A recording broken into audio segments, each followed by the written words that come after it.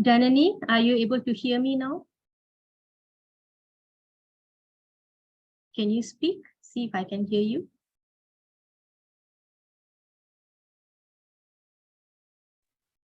Hare Krishna Mataji, yes, I can hear you. Okay. So, okay, already, huh? Sorted. Okay, Yes. Janani, I make you as co-host, yeah? Sure, Mataji. Okay, thanks. Yeah. Okay. All right, so before we commence our lesson, usually remember this Padma Purana, the Gita Mahatmya from Padma Purana. Okay, it's a conversation between who and who? Conversation between two personalities we saw yesterday in our introduction. Who remembers? Introduction. Yes. Lord Shiva and Mother Parvati. Okay, so we use the term to refer to them, Lord Shiva and Mother Parvati. Okay, so there are glorification of Bhagavad Gita in two documents. One is Padma Purana, another one is Vaishnava Tantriya Sara. Okay, so today's glorification is from Vaishnava Tantriya Sara. Sometimes we take verses from Padma Purana. So for this one, I have not assigned anyone. Is there anybody who would like to read for us? We will have this for every day. Every day we will have this. And then we will have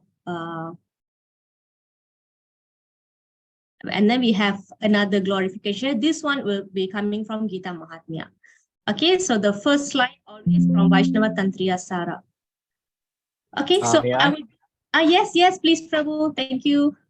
So I just read the translation. Yes. Okay. The son of Devaki, the supreme personality of Godhead, Sri Krishna, cannot be satisfied by anyone's study of the Vedas, charity, sacrifice, pilgrimage, or vows, as much as he is satisfied by the devotional recitation of the Gita. Yes, thank you, Kohan Prabhu. So, Devaki Nandana Krishna Gita Patena Tushyati Yatana Vede Dhanena Yatna Tita Vrtati Bihi. So, you can see some points here. It's talking about the son of Devaki, of course, Lord Krishna, that he cannot be satisfied by any amount of charity, sacrifice, pilgrimage, or vows, okay, compared to your recitation in devotion. The devotional recitation of Gita surpasses everything that can be filled by charity, sacrifice, pilgrimage, or vows. So how easy is that? Okay, it's so easy to satisfy Krishna. So yes, Hare Krishna, welcome to this course Gita Gyan. We are going to start chapter 1 today. Another name of Bhagavad Gita is Gitopanishad.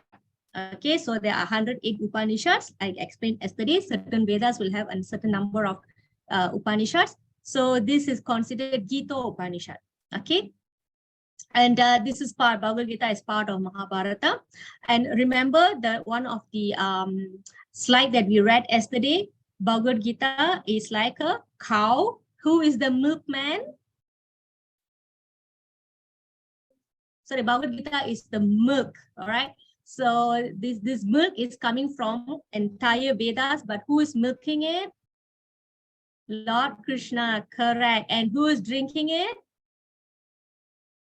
He milked the cow. Okay, the Vedas are cows. The Bhagavad Gita is the milk. Milkman is Krishna. And who is he giving the milk to? Yes, Arjuna. And of course, that's us too. Okay, so in Vrindavan, of course, Krishna had many cows. Nanda Maharaj had so many cows. Okay, I think it's about 900,000 cows. Okay, so before we move on, we have to take blessings from the Lord. These are the deities in ISKCON Kuala Lumpur. Another name for ISKCON Kuala Lumpur is Jagannath Mandir, Sri Jagannath Mandir, Kuala Lumpur. So the main deities are these three personalities sitting here. Can you tell me who is on the right side? The dark one with the big eyes, with a wide smile from ear to ear. Who knows? Anybody haven't been to ISKCON? Can you tell me who is this? Lord Krishna, yes. What's his name? You know, Krishna has different names. Whenever he comes in different forms, he assumes different names. Whenever he performs certain pastimes, he get different names.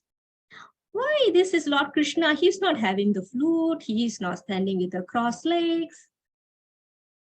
Yes, do you all feel very strange? Anybody feels very strange? Oh, this form is very strange. Has anybody not seen this form before? I'm here to introduce this personality to you. He's got a particular name in this form. His name starts from J. Yes, okay. He's called Lord Jagannath. Yes, Lord Jagannath. What does Jagannath mean? Jagannath. Jagat means universe. Nath means Lord. So he is called Lord of the universe. Do you know where can we find the original deity of Lord Jagannath? Oh, very fast this Ram Prabhu. Congratulations. Okay, you answered it. Yes, the original deity is in Orissa, Jagannath Puri, Orissa. Okay, the town is called after Jagannath's name, and it has very interesting history to it. Okay, and who is on this left side? The white colored personality. Whenever Jagannath comes, right, he always comes with his favorite people. His brother Balaram. So his name here is Baladev. All right. And then their darling sister, Mother Subhadra or Subhadra Maharani, their sister. Okay. So this is Krishna. This is Lord Balaram or Adisesh. Okay. He's also Lakshman. What else? He is also, of course, Balaram in Krishna's pastime. Okay. And the sister is none other than Goddess Durga. Okay, so this is their family, siblings, the divine siblings. Okay, and they are residing in our ISKCON Kuala Lumpur, in our temple. Okay, of course, we have other deities. I will show you in subsequent days. Okay, so before we move on, we offer our prayers to our spiritual teachers. And here you have the mantras, and I would like to give this with the meaning. So as I recite here, you can relish the meaning. Okay, so it'll be more meaningful if you understand the translation of the prayers. Om Jnana Timirandhasya Jnananjana Salakaya Chaksurun Militam Jena Tasmai Shri Gurave Namaha. Nama Om Vishnupadaya Krishna Prasthaya Bhutale Srimate Bhakti Vedanta Swami Iti Namine. Namaste Saraswate Deve Gauravani Pracharine Nirvisesha Sunyavadi Paschatya Deshatarine. So this is a prayers paying obeisance to Srila Prabhupada. Okay, without him, we will not be sitting here. Okay, in coming days, I will tell a little bit of Srila Prabhupada. And then we are going to offer obeisance to the incarnation of Lord Krishna who appeared 500 years ago along with his other associates.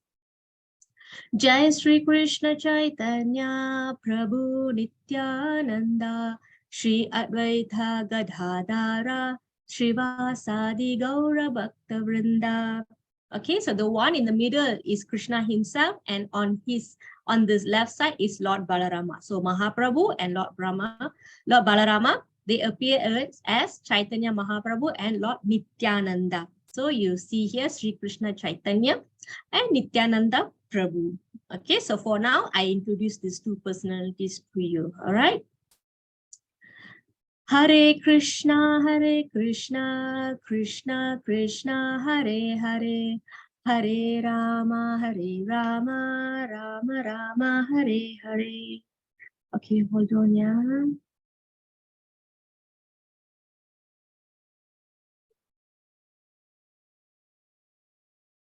I need to send link to somebody.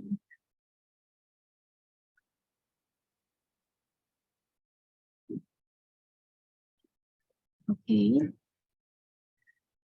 And we also pay obeisance to Srila Prabhupada. He is Divine Grace A.C. Bhakti Vedanta Swami Prabhupada. He is the founder Acharya of the International Society for Krishna Consciousness.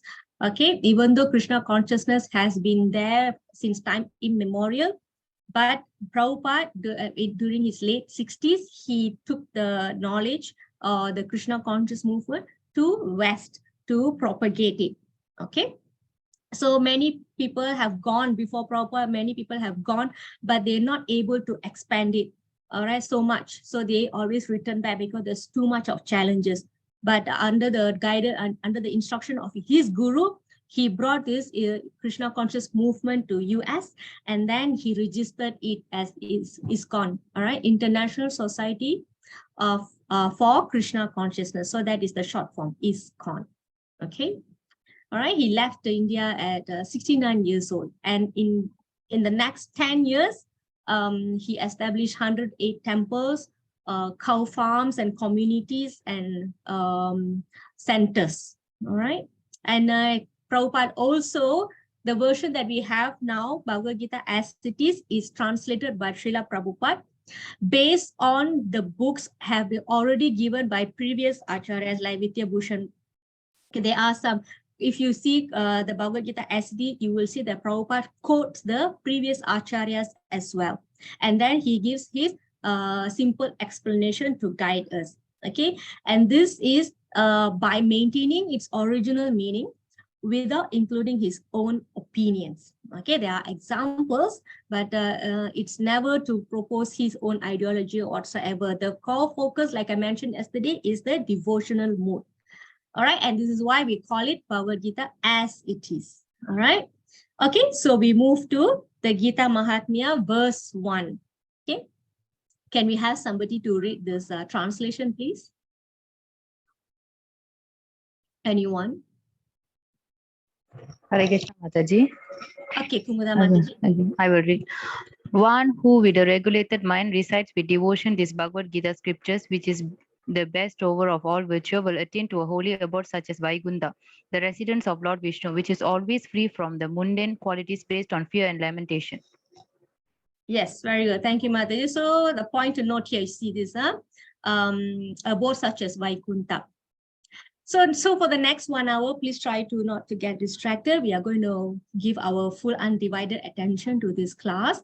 All right. So just at least this class, today's class is very, very simple, very basic. Okay.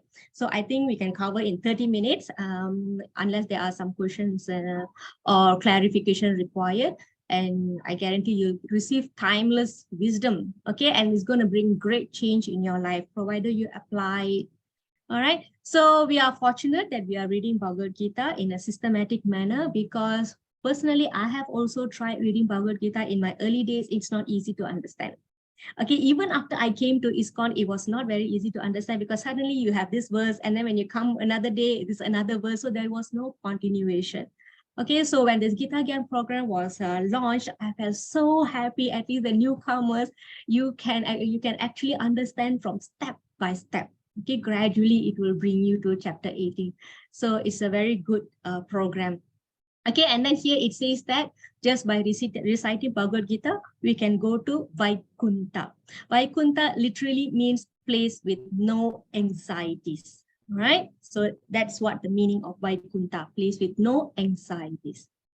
Okay, so this is from Gita Mahatmya. Who gave this Gita Mahatmya is, of course, is in the Padma Purana, but it was also recited by Adi Shankaracharya. Who knows who is Adi Shankaracharya originally? Who is Sripad Adi Shankaracharya? He's the incarnation of Lord Shiva. Very good. Yes, it's the incarnation of Lord Shiva. Of course, yesterday we already saw this Gita Mahatmya was documented in Padma Purana. Okay, again, I'm running through the rules and regulations. Okay, it's not really rules and regulation. Okay, this is housekeeping. So again, I encourage everybody to take part in reading and reciting. Interaction is appreciated. Okay, and if you have any questions, so try to keep it very relevant to the current topics. If you have any other question, you can PM me outside the class. All right, and if you need to interrupt me, you can utilize the chat box to share your opinions or thoughts or questions, or you need clarification, you can ask. Of course, use a good device for your best visual experience. Comfortable and quiet environment. If you're not speaking, just mute. If you are speaking, you can unmute and then mute again. If there is quiz, I will share it later, the link, and of course, we will also share the PDF. So please use that as your refresher. So with that, we will move to our topic today, chapter 1, observing the armies on the battlefield of Kurukshetra. So have you all packed your bag? We are going to Kurukshetra now. Okay. So this Bhagavad Gita is actually a deep study of philosophy. So don't think I'm scaring you. And what we are giving you now is a summary study. Okay, the chapter 1 itself can go on for a few days. All right, so we're going to cover maybe in 30 minutes. Okay, so by taking this knowledge, you can actually further deep dive. All right, you can deep dive, but we're going to touch on only selected slokas. It can change your life like it did to me. Okay, so there are 18 chapters. Okay, there are 18 chapters, and each day we will speak on one chapter. And generally, the Bhagavad Gita is, you can actually broadly divide it into 3 categories. Okay, this is like a sandwich. Okay, I hope you're not hungry, right? So the entire Bhagavad Gita is about bhakti, but it's segmented into 3 main sections. The first section will be chapter 1 to 6, whereby you achieve bhakti by doing work. Work. We are working people, so we can achieve bhakti through work. Oh, really, Mataji? I don't have to renounce everything and stay in a temple? No, the good news is that you don't have to. All right. So chapter 7 to 12 is bhakti itself, the actual bhakti itself. Okay, Mataji, I cannot do work. I cannot do bhakti. I'm just a bookworm. I can only read. I can meditate, right? So for people like this, chapter 13 to 18, achieving bhakti through knowledge. So you can come to this level of bhakti through work that way, or you can also cultivate knowledge and come to bhakti. Okay, so this is the first information that you can remember. If you can have a notebook with you, right? So you can jot it down. Okay, so because not all the information that I'm giving you will be from the slides. Okay, and whatever information that I had given in previous class, probably I have not given in the previous class, probably I'm giving the first time here. And I can see there are some students from level 1, my batch 1 and batch 3 here. They're very humble, even though they are in level 3, they are coming for revision. Okay, I think they have been tolerating me for more than 2 years already now. Right, so thank you, Mataji and Prabhu. Okay, so please take note of the information that I'm going to share. Okay, so 3 segments: through work, through knowledge, and the bhakti itself. Okay, so this is basically the first 6th chapter talking about describing yoga ladder. Generally, this is where we cover karma yoga. How this karma means activity, right? Activity works, how it leads to bhakti yoga. How by process of working and by acting in certain way, we can come to bhakti. So that is the first segment. The second segment is, it describes bhakti yoga itself. Okay, so here, this is where Lord Krishna describes about himself. He declares many things about himself. Okay, generally we know that God is great, all right? But this is where you will see how great God is, or how God is great. So there are many ways you will see the quality and the quantity. How do you see that? How can you verify that this person is God? Otherwise, he is not God. If he has this is this, if you are in programming line, you will see, right? If this is this, then this is God. Else, no, like that, right? So this is the important knowledge that you will get also from Bhagavad Gita, to know and to filter out who is actually God. Okay, whether it's a God or bogus guru or simply a magician. Okay, so today modern world, we have a lot of things coming up. So this is why this kind of knowledge is very important and very crucial for us. Okay, the final section is Jnana Yoga. This part will be a little heavy, but however, since this is level 1, we will keep it light, and because this is loaded with information, facts, because the segment is like that, is Jnana Yoga. Okay, is knowledge. Okay, and trust me, even though it may sound heavy, but it will be very, very beneficial for us. It will make us understand ourselves. All right, again, all the yogas eventually will lead to Bhakti Yoga. And Bhakti Yoga later on, you will see how it is declared as sitting at the top of the yoga ladder. Okay, so there are three main processes. Who can recap for me? Three main processes here. What are the yogas involved here? Hare Krishna. There are 44 participants here. What are the three yogas? This question is for the batch 7 only. Okay, Jnana Yoga. What else? Karma Yoga. One more. Bhakti Yoga. Yes, of course, we are covering other yogas as well. But based on this slide, I'm asking about the three yogas that we just learned. Okay, so we will move on to the battle of Karma, Jnana, Bhakti. Very good. Okay. Okay, so why, okay, just a little bit of introduction of this certain section, right? We call this third segment as Jnana Yoga, but in truth, the entire Bhagavad Gita is Bhakti. Okay, so Jnana has its use by, because when we use this Jnana, when we use this knowledge, it helps us in our detachment from Maya. You have to detach from something in order for us to attach to something. Okay, so basically this is about detaching ourselves from Maya. Maya means the influence of the material world and increase attachment to Krishna. So when we utilize this knowledge in the process that we cultivate the detachment and attachment, it will lead to Bhakti. So it becomes a part of Bhakti. This is the culmination of knowledge. And this is how the knowledge should culminate in Bhakti. And without Bhakti, whatever you do under this Karma Yoga and Jnana Yoga, it's fruitless. Okay, it's fruitless. It's not going to take us anywhere. This is what we will see in Bhagavad Gita. This is what Krishna will see. And this is why Krishna put Bhakti in the middle. It's very confidential. Okay, the best part of the sandwich is always in the middle, isn't it? So that is why the best part of Bhagavad Gita is put in the middle. Okay, and another reason why it's in the middle, because it's connected to the work and it's also connected to the knowledge. So it is not separately viewed. Okay. All right, so move on. Let's go to this place. What is this place called? What place is this? You can speak, you can chat. I also can hear your voice.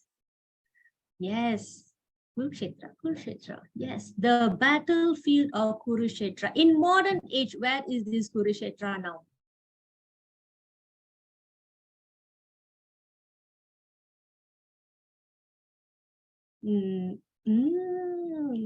I mean, geographically, in the park. Geographically, where is it now? India, okay, particularly a little bit. Let's zoom a little bit more. Yes, Delhi, okay, right. So before we move on to that, okay, so now we are setting the geographical situation here, right? Okay, so everybody knows who is speaking to who. Okay, but anyway, I still want to ask, what is this conversation about, between who?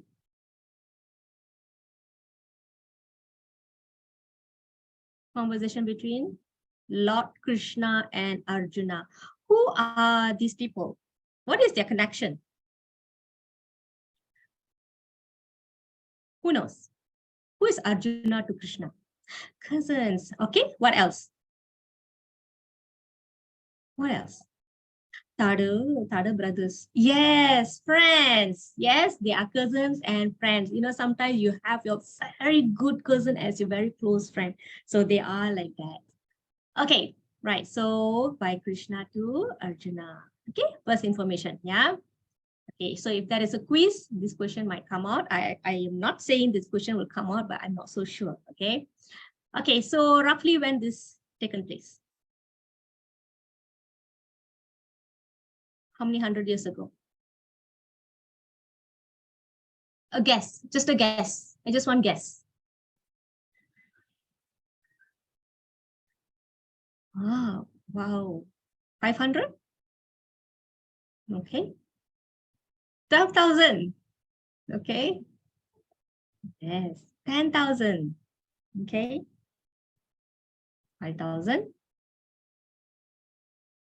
5,000. Right. Okay. Thank you very much. It's actually more than 5,000 years ago. Right. This battle took place 5,000 years ago. Okay. So the huge number of people, millions of people took part in the battle. They wanted to fight. All right. So you have this chariot with white horses. On the Bhagavad Gita, you will have this picture on all Bhagavad Gitas. All right. And then you will see Lord Krishna is standing, holding the reins of the horses. And then Arjuna will be seated. Okay. So the proof that the battle of Kurukshetra or battlefield of Kurukshetra exists in Delhi in modern age now proves that it is not a fictitious place. It is a real place in India, not very far from Delhi. It's actually 3 to 4 hours from on bus. Okay, or on train. All right, and prior to this event, this place has been a holy place. For millions of years, people come there to do pilgrimages, to do yagyas. A lot of things have happened. So this place is actually a pilgrimage place prior to this battle. Okay, so Krishna spoke Bhagavad Gita on battlefield of Kurukshetra. He comes as chariot driver of Arjuna and spoken right before the war. All right. So like yesterday, I mentioned to you, Krishna took a vow that he will not fight. He is only going to be a charioteer. One side there is Pandavas and one side are the Kauravas. Who is the leader of the Kauravas?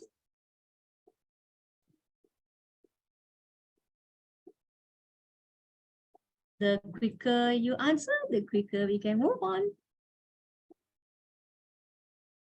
Yes, Duryodhana. Okay, how about Pandava? Who's the chief? Duryodhana.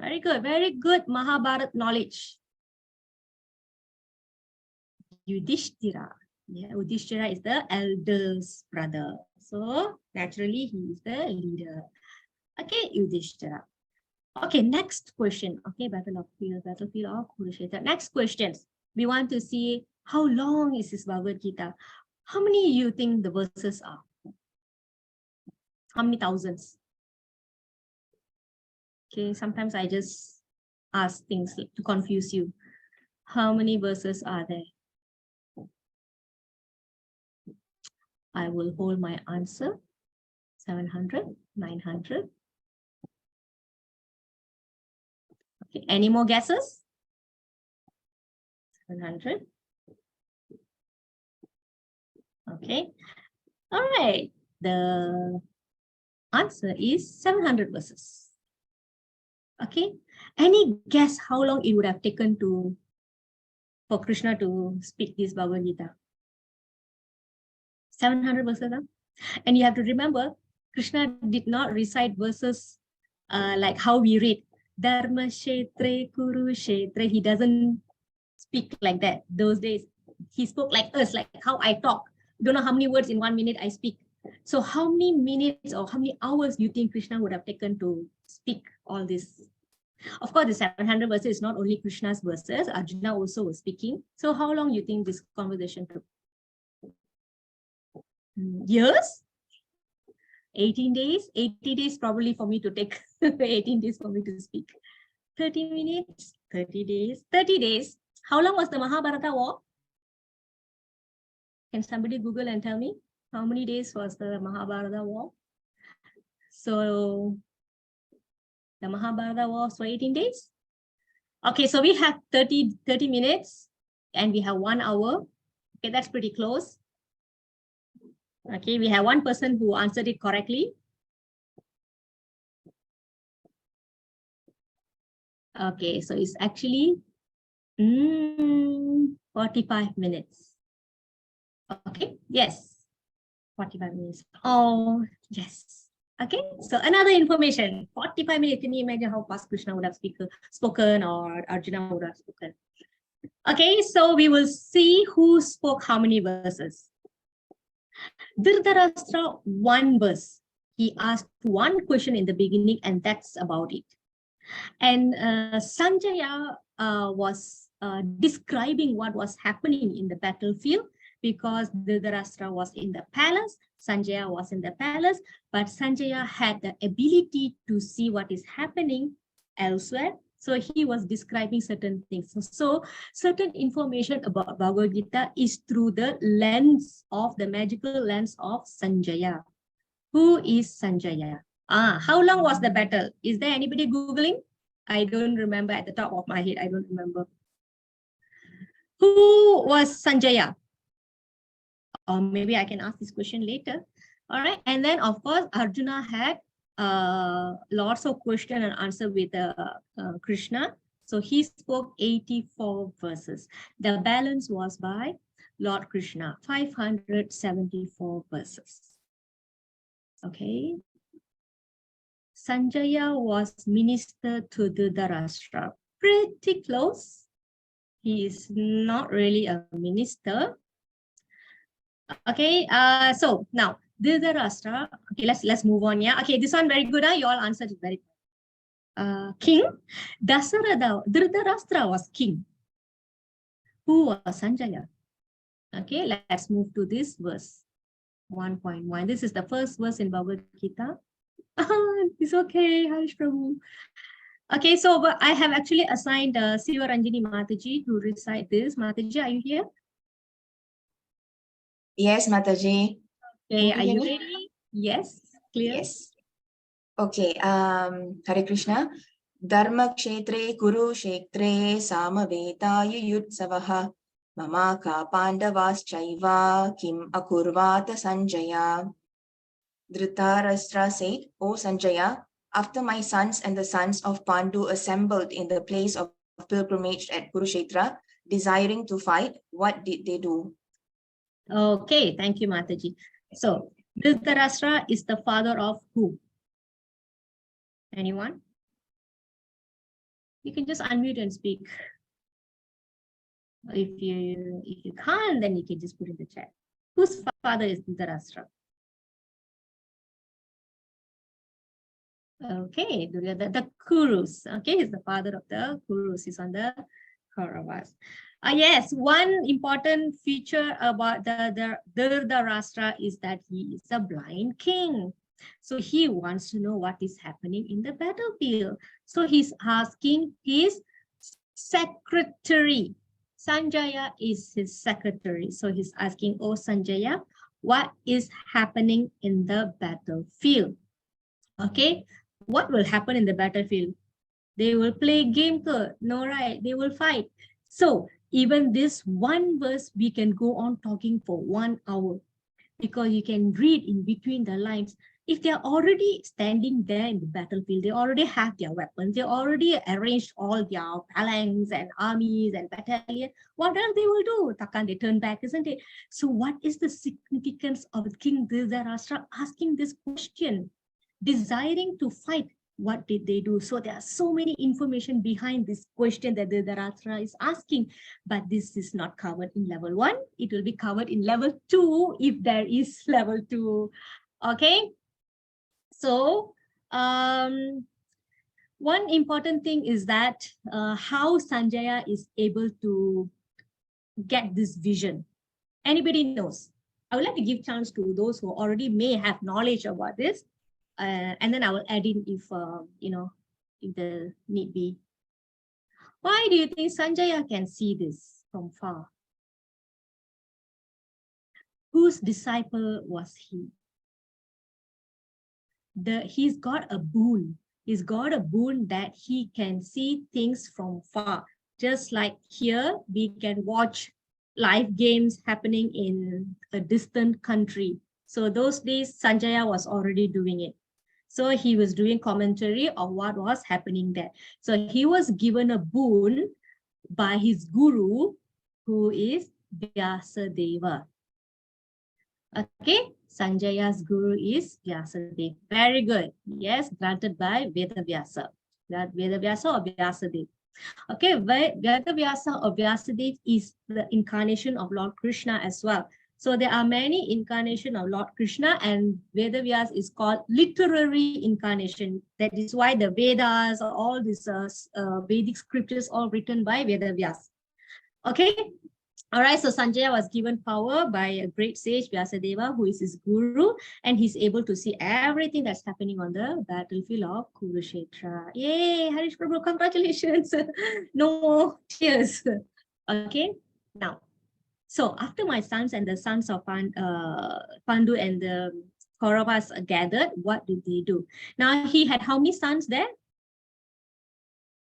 Who has some knowledge about Mahabharata background? Okay, very good. 101. Okay, very good. So he had 100 sons. And then Duryodhana also taking part in the battle. So he was naturally concerned what was happening because he had so many sons there. Why? So a little bit information, reading in between the lines, the significance of his question is that, remember what I mentioned about the background of the field of Kurukshetra. What is the background of this field? What was the background? Oh, one daughter. Okay. Sorry about that. Okay. What did I mention about the background of the Kurukshetra prior to this battle? Holy place, pilgrimage. Yes. So now, what is the influence of pilgrimage place to a person? Generally, a pilgrimage place is favorable towards people who are virtuous, good people. So he was afraid that this holy place will have favorable influence on Pandavas. Okay, all right. So he wants to know whether the Pandavas retreat or not. Okay, and also he's afraid that the Kauravas will retreat or not, or because they might fear, oh, this is a holy place. Maybe we shouldn't fight. They will change their mind. So he wants to know what is happening there. Okay, to pray, not to fight. Yeah. Okay, so he was expecting that Pandavas, naturally they are very soft-hearted. Maybe they will retreat, they will not fight. Or he's thinking that the Kauravas probably will be afraid and not, and then they will decide not to fight. So he wants to know what's happening. Okay, of course, he will be happy if the Pandavas consider that this place is holy place and they do not want to fight. And, generously give away their land. Okay, Kauravas, you all take, we don't want to fight. Okay, he thinks that they probably will do that. But at the same time, he also doesn't want his sons to compromise. He wants Pandavas to compromise, but he doesn't want his sons to compromise because he wants his sons to be the rulers. Mind you that he is very old, even though he's very old and he cannot rule that kingdom, but he wants his children to rule it. So this is a very materialistic mind of the king. Okay, even though he's old, but he has so much attachment towards the material opulence. Okay, so the Dhritarashtra was in Hastinapur. The war was happening in Kurukshetra. So Sanjaya is telling this entire episode to the Dhritarashtra. This is just like how we are able to view matches going on in another country. Okay, I'm recapping this here, and he is given this divine vision by his spiritual master, who is Vyasadeva. Okay, so another application here is that we need to be blessed by our spiritual master if we were to go on a quest to understand spiritual topics. Okay, so we cannot entirely approach a sastra from the academic point of view. We need spiritual blessings from the spiritual teachers. Okay, so this is the first question from the Dhritarashtra to Sanjaya, and after that is all about Sanjaya's description. Okay, so let's move on. We fast forward 14 slokas to this one. This is, generally before the war starts, they will, beat the drum, they blow the trumpet, they blow the, so for Battle of Kurukshetra, they blow conch shells. Can we have somebody to read the translation?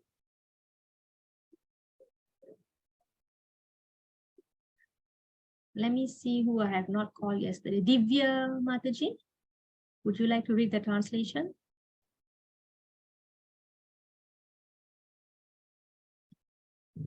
Ganesha Prabhu. Harish Prabhu. Yeah, sure. Okay. Only the translation? Up to you. Do you want to try the Sanskrit? Yeah, I'll give it a try. Yes, I like it. Panjajanyam Hrisikesho Devadattam Dhananjayah Poundram Dadamau Mahasankam Bhimakarma Vukrodarah. Hmm. Lord Krishna blew his conch shell called Panjajanya. Arjuna blew his, the Devadatta, and Bhima, the voracious eater and performer of Herculean tasks, blew his terrific conch shell called Poundra. Very good. So thank you, Prabhu. So you can see in this sloka that everybody has their own conch shell. What was Arjuna's conch shell called? I want to make sure that you all are here sitting, body, mind, soul. Pound. Poundra? Look at it. Krishna's conch shell. Panjajanya. Panchajanya, yes. Macam ni Devadatta Poundra all came out. Yeah, Panchajanya. So don't mind me. I'm not just playing, okay? Right, Panchajanya. And then we okay.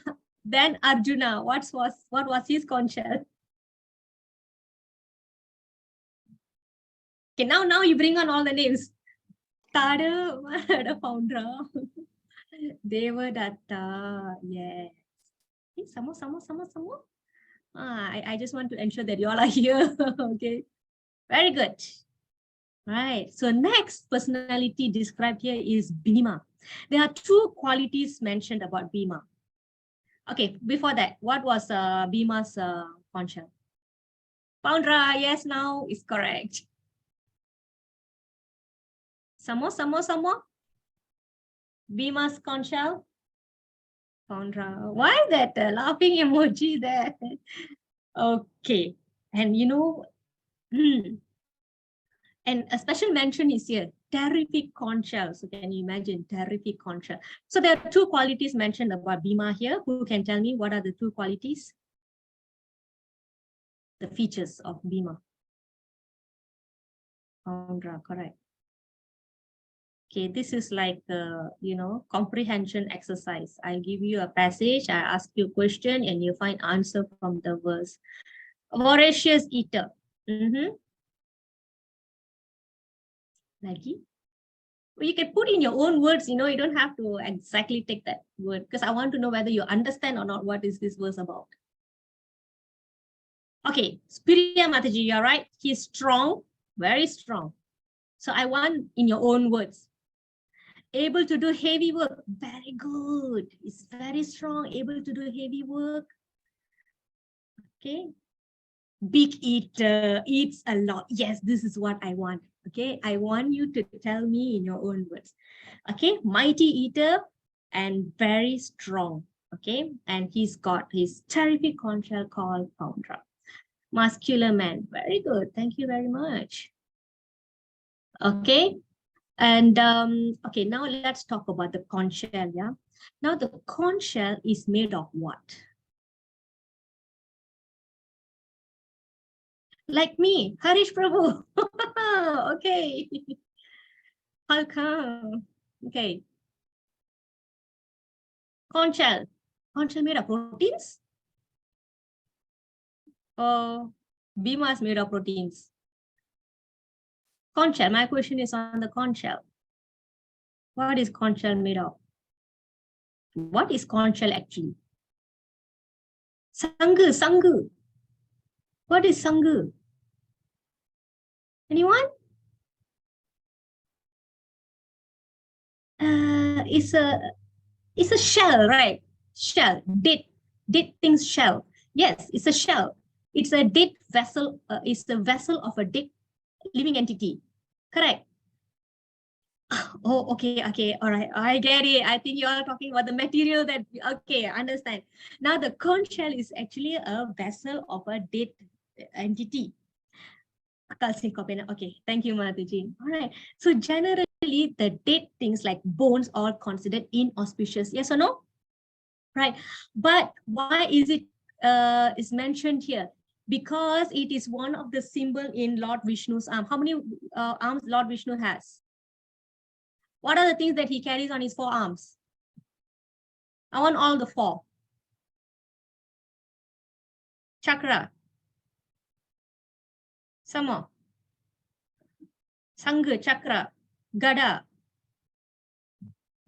Sangha, chakra, gada, padma. English.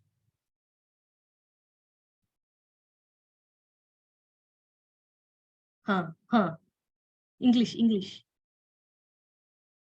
For the benefit. What is gada? Yeah, I also don't know, Mataji. What is gada? K, please put your full name there because if attendance comes in, I don't know who is K. Gada. What is gada? Lotus, of course, flower, Padma.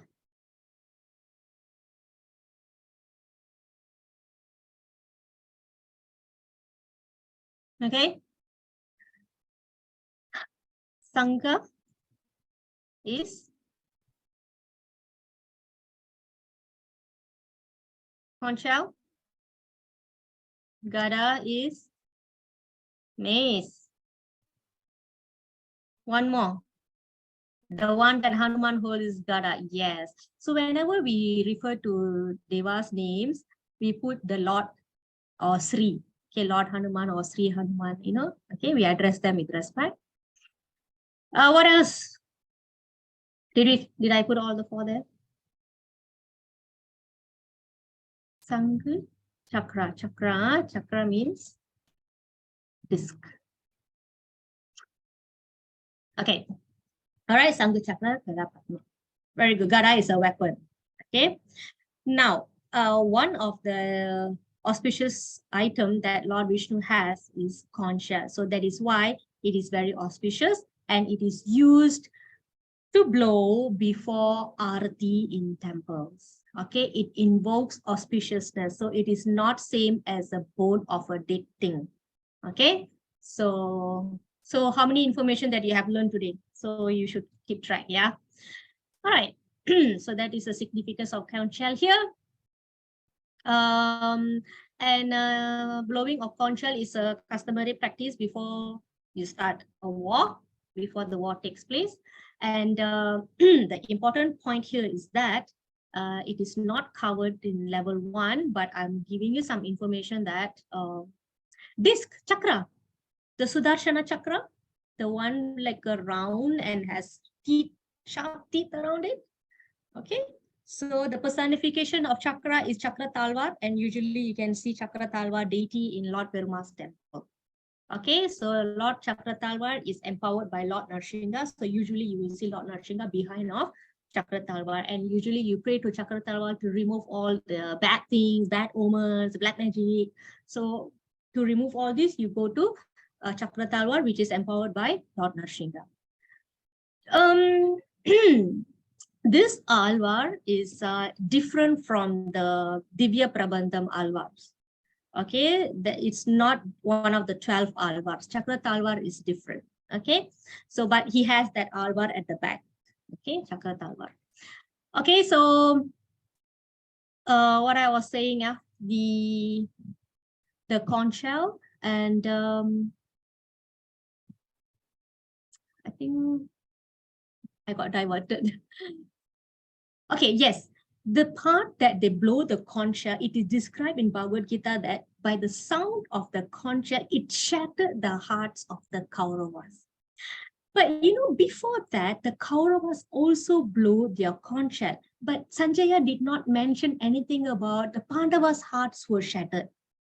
But when Lord Krishna, Arjuna, Bhima, and after that, Yudhishthira will blow, Nakula, Sahadeva, all of them will blow. And Sanjaya will describe that this sound of the conch shell blown by the Arjuna's team shattered Kauravas' hearts. It's already given an indication that they are predestined to lose the battle. So that is a message. So the conch shell was an indication of victory. The sound that shattered the Kauravas' hearts were an indication of victory. The flag on the chariot itself, the never die, the never ending supply of Arjuna's quivers were a sign of victory. So all this this will be covered in level 2, but I'm just giving you a general indication why the victory was certain on Pandava's side. Okay, so we learned about conch shell here. What is the significance of the conch shell? The significance of the sound of the conch shell and some qualities of Bhima. Okay, so these are some of the beautiful names you may want to remember. And then after that, okay, fast forward a bit more, Arjuna will ask Krishna to, okay, Krishna, I want to see who I'm going to fight with. Can you please put my car in between these two armies? I want to see who is there, who has the audacity to come and fight with me. So he will ask Krishna to do this. Can we have somebody to read this translation, please? Senayor Ubayor Madhye Radam Stapaya Mechuta Yavad Eta Nirikshemam Yodhu Kaman Avatitan Karmaya Saha Yodavyam Asmi Rana Samudyame. Asmi Rana Samudyame, in between the armies. Okay, so please, can somebody volunteer, please? Okay, I'll volunteer. Yes. Hare Krishna. Hare Krishna. O infallible one, please draw my chariot between the two armies so that I may see those present here who desire to fight and with whom I must contend in this great trial of arms. Okay, so generally Arjuna is asking, please bring me in the middle. I want to see who is trying to fight me. Okay, so initially, Arjuna was forced to fight against his wish because they're very compassionate. They don't want to fight, but you have to fight for justice. You have to fight for your rights. So even though Krishna has gone as a peace ambassador, all the talks did not materialize, did not result in solving this amicably. So the war was imminent. You cannot avoid war. You have to settle via war. Okay, so what happened was when the war was confirmed to take place. This is a short story that I gave a trailer yesterday for Dharma. Very good for Dharma. Yes. So this is a story where Krishna one day he was sleeping and Arjuna and Duryodhana want to come and ask Krishna's help. Okay. So when they arrived, Krishna was sleeping. So Arjuna, being a very humble friend, he took his position at Krishna's lotus feet. Okay, he sat there. And Duryodhana, he wants to sit near Krishna's head because he thinks that when Krishna wakes up, he's going to see Duryodhana first. But what happened was when Krishna opened his eyes, he saw who was sitting at his lotus feet. It was Arjuna. Okay, and then only he saw Duryodhana. So he asked, why are you both here? So Arjuna will say, Krishna, the war is imminent. It has to go on. So I am here to ask for your help. Then Krishna said, why are you here for my help? I am not going to lift even one weapon. I'm not going to fight. All right. But if you want, one person can have me. One person can have my army. So Duryodhana said, okay, I came first. I want to ask first. No. Even though you came first, I saw Arjuna first. So let me ask Arjuna first. Arjuna, tell me, what do you want? Arjuna said, I don't want anything, Krishna. I only want you. Okay. So Krishna said, okay, you will have me. You will not have any of my battalion. Then Duryodhana was thinking, oh, how silly Arjuna could be. He got the first right of refusal and he only asked for Krishna. What am I going to do with Krishna without all his battalion and army? So I am going to ask for army. So he asked for the army. So Krishna gave the Narayani Sena to Duryodhana. So this is how Krishna became Arjuna's charioteer and Duryodhana had a big army for him. Okay. All right. So this is how we came to this. Okay. Now, what happened is that after Krishna brought Arjuna in the middle of the field, Arjuna saw who all are standing there. Who was standing there? Who did Arjuna see there? Of course, they are all enemies, but who are they actually? Grandfather, family, cousins, isn't it? Yes. Relative, gurus. Yes. Arjuna's family. Yeah. So, very good. Yes. Very good background. In-laws. Okay. Yes. All right. So what happens if you see your relatives, your loved ones are there, even though they have wronged you? Bhishma. Okay, can I have more details then? Bhishma, some more. Dasarathan Prabhu. Come on, some more. Karna, yes. Drona, his teacher, yes. The teacher that who taught him how to do archery. Yes, so at this moment of time, Arjuna was overwhelmed. Okay, when he felt overwhelmed, there were certain symptoms that he exhibited and was described in Bhagavad Gita. Okay, and the symptoms are described here. Can we have somebody to read this?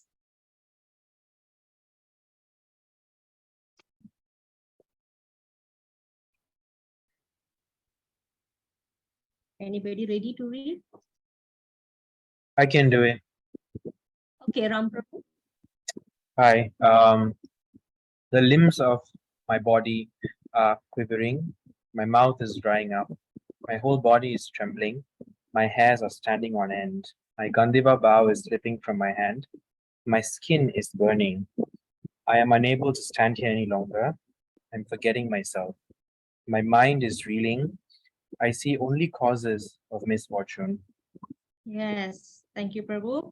So these verses are given from the number text 28 up to text 30. 28, 29, 30. So these are the points taken out from 3 verses. Okay, so it's been listed out as 10, yeah. So later I will ask. Okay, I give you half a minute for you to read again. Try to remember. Okay, I will read the verses again, yeah. Arjuna Uvacha. Uvacha means say. Okay, my whole body. Okay, my dear Krishna, seeing my friends and relatives present before me in such a fighting spirit, I feel the limbs of my body quivering and my mouth drying up. My whole body is trembling. My hair is standing on end. My bow Gandiva is slipping from my hand and my skin is burning. I am now unable to stand here any longer. I am forgetting myself and my mind is reeling. I see only causes of misfortune, O Krishna, killer of Kesi demon. Okay, so text 27 was like this. When the son of Kunti Arjuna saw all these different grades of friends and relatives, he became overwhelmed with compassion and said all these 10 symptoms. Okay, ready? Finally, he said, I don't want to fight. Okay, he saw his guru, grandfather, sons, grandsons, friends, brothers. I mean, those who are in these positions. Arjuna started showing these bodily symptoms. And finally, he said he doesn't want to fight. And then he went on giving a few points to justify why he should not fight. Now, these points we have listed it out as 5. 4 is covered in chapter 1. 1 is covered in chapter 6. And we have a short form to remember this. It is called CESDI, CESD. Okay, you may want to take note on that. CESD, 5 reasons. 1 is he feels compassion for his friends and relatives, covered in these few verses. Okay, he feels pity, basically pity, right? Because he has to kill them. So compassion towards his friends and relatives. First reason. Okay, later on, Krishna will refute each and every of these points in subsequent chapters. Okay, the entire Bhagavad Gita is to refute this, but he will refute in chapter 3 already. Chapter 2 and chapter 3, Krishna will start refuting already. No enjoyment even if victorious, because when you get a promotion or you achieve something, what do? You want to call up your friend, go for cheers, go for a movie, go for bowling. You want to enjoy. So you want to share your joy. And he was fearful that no matter, even if I win this kingdom, who am I going to enjoy with? There'll be nobody left here living Only a few handful of people for me to enjoy with. So he feels like there's no enjoyment even if I come victorious. Okay, so when we want to enjoy with our friends. So that's reason number 2. No enjoyment. First, compassion. Second, no enjoyment. Third, because it involves killing, he thinks there will be reactions for the killing. So he was fearful of sinful reactions. So the third reason is sinful reactions. Okay, and he was not sure whether he was doing correct or wrong by killing the relatives. Reason 3. Reason number 4. When he goes killing on in the battlefield, all the armies are made of male, right? Men, right? When men die, the family will be left orphan. Wife will not have husband. Children will not have father. The grandfathers will die. There are no brothers in the family. So what will happen? One lead to another. Eventually, their family tradition will die off. And this was given very systematically by Arjuna in the verses. On top of that, Prabhupada also have explained it in the purport, how by killing these men in the battlefield will lead to destruction of family traditions. Okay, the leader of the family died, the wife, the female of the family will be unprotected and they may be exploited. That's number 1. When they're exploited, there will be unwanted progeny, unwanted children. That's number 1. Number 2, when the leaders of the family die, the yagya, the prayers, the pujas, the worships will not be continued. So eventually that will die off and no auspicious activities will take place in these families. Again, destruction of family tradition. Okay. So this is family tradition are destroyed. So Arjuna will give all these points. And then when they are died, nobody is giving Shraddha ceremony. What is Shraddha? Shraddha ceremony is like offering pinda, right? So only the boys will be doing it, right? So if all the boys died, then who is going to do pinda for the ancestors? Again, tradition of family dies. Okay, and the children that born will also not follow tradition. Okay, so a lot of information is given here in this verses, so you can go back and read on your own. So this basically to inspire you to read. So we are just giving you the headlines, what is in this chapter. And then the last one, after providing all these reasons, and he will tell Krishna, now Krishna, I don't know whether I should fight or not. So that is called indecision. This will be in chapter 2, which we will see next tomorrow. Okay, so basically we are done with chapter 1. So basically this is just setting the scene for the battle for the Bhagavad Gita and why Krishna is going to start speaking, because Arjuna has shown all the symptoms and he gave all these reasons that he will not fight. Okay, so boleh recap? Okay, I'm going to let you all see this for a while and we will do the recap.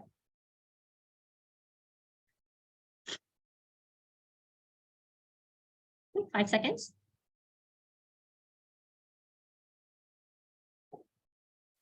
Okay, so let's do recap. What did we learn in the beginning of today's topic? Remember, I showed you a big battlefield picture and then there were some caption boxes. What did we learn? Okay, Battle of Kurukshetra, battlefield of Kurukshetra. Okay, okay. Some more settings, number of verses. Very good. How many? Details of the battle. 700. Very good. Okay, what are the features? What are other features? Conversation between?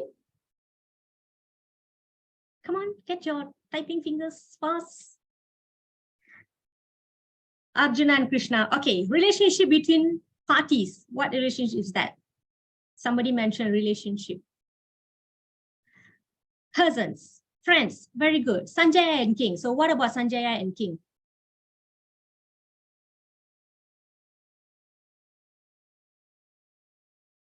Secretary, King and secretary. Okay, yes, relationship between Dhritarashtra and Sanjaya.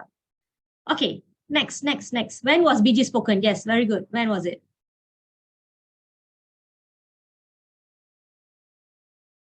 Very good. 5,000 years ago. Very good. Before the war. Okay, the version that we have right now is 5,000 years ago.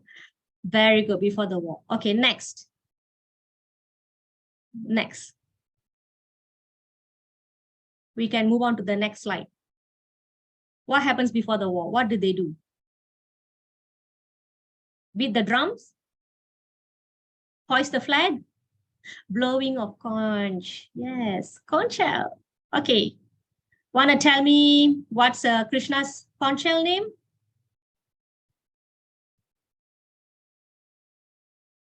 Panchajanya. Very good. Panchajanya. Very, very good. How about Arjuna? Very good. Devadatta. How about who's the third personality? Belum tanya question sudah. Bhima. Yes, Bhima's conch shell is Poundra. What else we learn in that verse? What did we learn about Bhima? Big eater and a big man. Very simple. Yes, voracious eater and performer of muscle man. His characteristics, yes, strong. What is the exact word was used? Performer of Herculean task. Okay, very good. Able to do heavy work. Okay, very good. So after the conch shell blown, what happened? What was the next verse that we saw? What did Arjuna ask Krishna to do?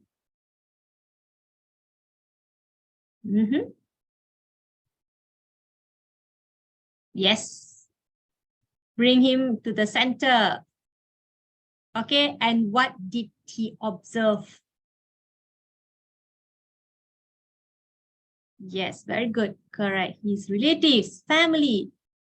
What are the terms? What are the particular terms that he did not want to go for war? Okay, yeah, his family, grandpa, important thing. Who was Bhima and Dronacharya to him? Gurus, yes. And because of this, Arjuna started feeling overwhelmed and he exhibited what?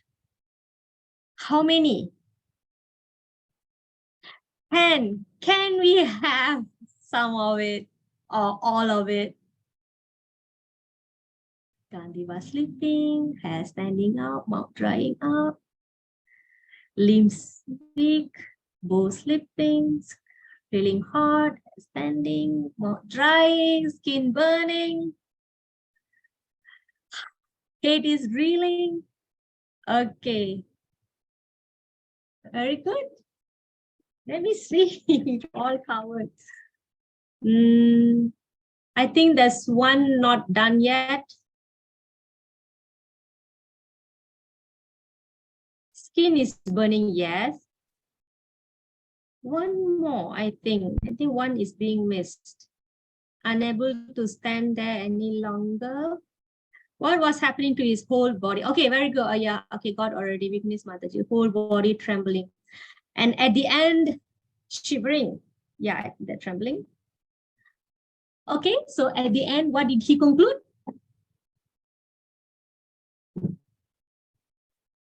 Not to fight. And he went on to give some points to justify that he doesn't want to fight. So which is says D. Now, can we have all the says D's in proper word? Okay, like you put compassion, I wouldn't know what is compassion about. Compassion to family and friends. No enjoyment even if victorious. Yes, I want phrases like this. He's compassionate towards devotee. His family, not okay, no enjoyment, okay. Fear of sinful reaction, okay, very good. It is sinful, yes. Destruction of family tradition, okay. Indecision. So I think we have all those 5 covered. Finally, he is not able to tell whether should I fight or should I not fight. Okay, very good. Very good, wonderful, all of you. Thank you so much. Okay, so that's our recap. Okay, this is an overview of our chapter 1. We have done introduction, preparation for war. This we did not cover in detail, but generally I have told you that there's some significance about the chariot that Arjuna is on, the horses, the quivers, the Krishna's position himself, the flag had Hanuman picture on it. And what does it mean? Because with Hanuman's help, the battle of Lanka was won, and now the Hanuman is also present in the battle of Kurukshetra. So definitely the victory is on Pandava's side. Okay, the chariot was given by Lord Agni, and he can fight in any direction. Okay, the quiver was given by Lord Indra, I think. So it will never end. So like that. So Krishna as Bhakta Vatsala means Krishna is so compassionate that he does not mind Arjuna directing him to drive wherever that Arjuna wants. Okay, so what else do, if I can add one important information about this Krishna's position here is that, you know, if in chariot, the chariot is huge, it's very huge, that Arjuna's instruction cannot be possibly heard by Lord Krishna. So the only way that Arjuna can instruct Krishna is by kicking Krishna with his leg. If he wants Krishna to go to the right, then Arjuna has to kick him on the right. And if Arjuna wants Krishna to go to the left, then Arjuna has to kick Krishna on the left. Okay, how do you feel when you hear that? So this is the position that Krishna took to serve his devotee, his friend, his dear cousin. Yes. Yeah. Okay, I feel you. Right. And then Arjuna went on saying about his observation, and then he gave 5 reasons not to fight. Okay, so basically this chapter 1 is the introduction for the rest of the book. I think that's about it. Any questions, or do you want to say anything? If not, we will proceed to conclude the class by 3 times chanting this Maha Mantra, and then you can ask me questions. Oh my God, 10 minutes I terbabas already. Okay, so can we have everyone to chant this Maha Mantra 3 times? So please unmute and let us chant before we end the class. Hare Krishna. Hare Krishna, Hare Krishna, Krishna Krishna, Hare Hare, Hare Rama, Hare Rama, Rama Rama, Hare Hare. Hare Krishna, Hare Krishna, Krishna Krishna, Hare Hare, Hare Rama, Rama Rama, Hare Hare.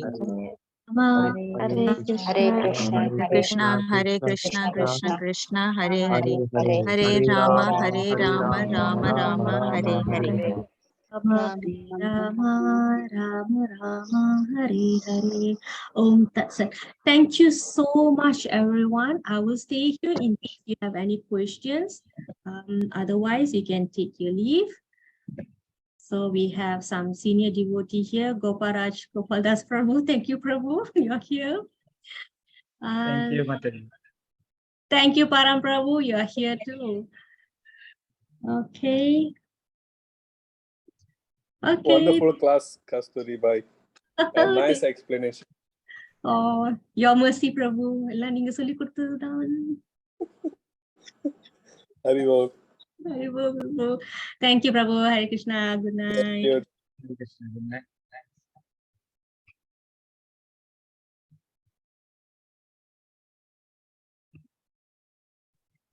Thank you, Mataji.